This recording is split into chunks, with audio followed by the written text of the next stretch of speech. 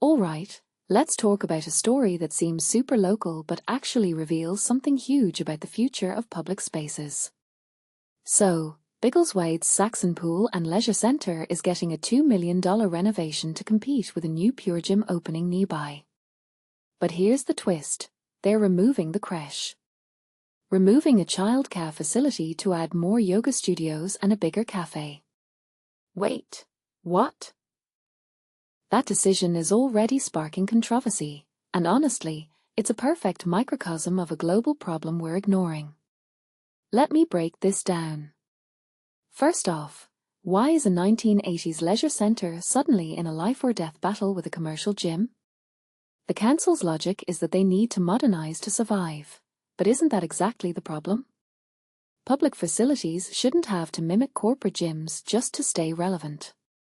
Personally, I think this exposes a dangerous trend where local governments treat community infrastructure like startups needing to pivot for market share. But when you start prioritizing Pilates studios over creches, who are you really serving?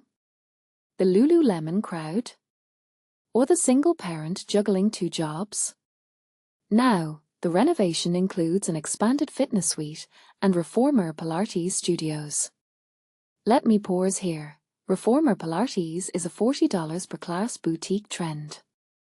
By adding that, they're clearly targeting wealthier residents. But the original purpose of a public leisure centre was to be inclusive.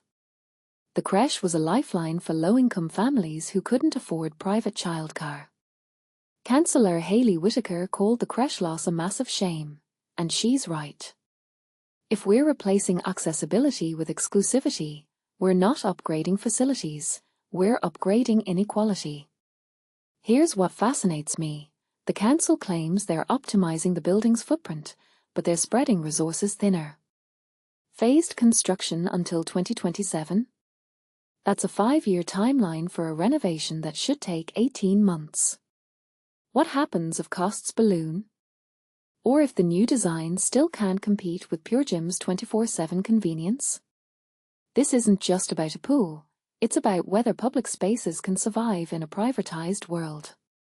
The bigger question is, when governments underfund community hubs, do we really expect brick-and-mortar centres to outlast sleek apps and subscription models? Let's zoom out. This isn't just Biggleswade. Cities worldwide face the same dilemma: maintain aging public facilities or let them decay while private alternatives thrive. But here's the kicker, those private gyms don't have to serve elderly residents, disabled patrons, or kids needing safe spaces. They optimize for profit, not community. So by chasing trends, are we surrendering the soul of public infrastructure? I'd argue yes. The creche wasn't just a room, it was a statement that parents mattered. Now it's being traded for a trendier paint scheme and oat milk lattes. Sad.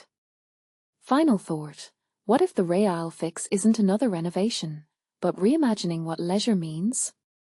Why not turn part of that space into a digital hub for remote workers? Or a community kitchen?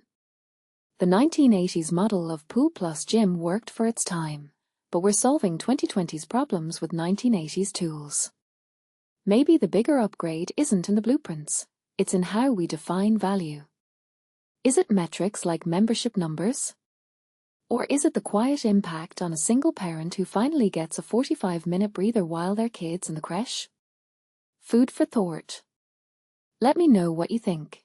Should public facilities fight to stay relevant, or should we redefine what relevance even means?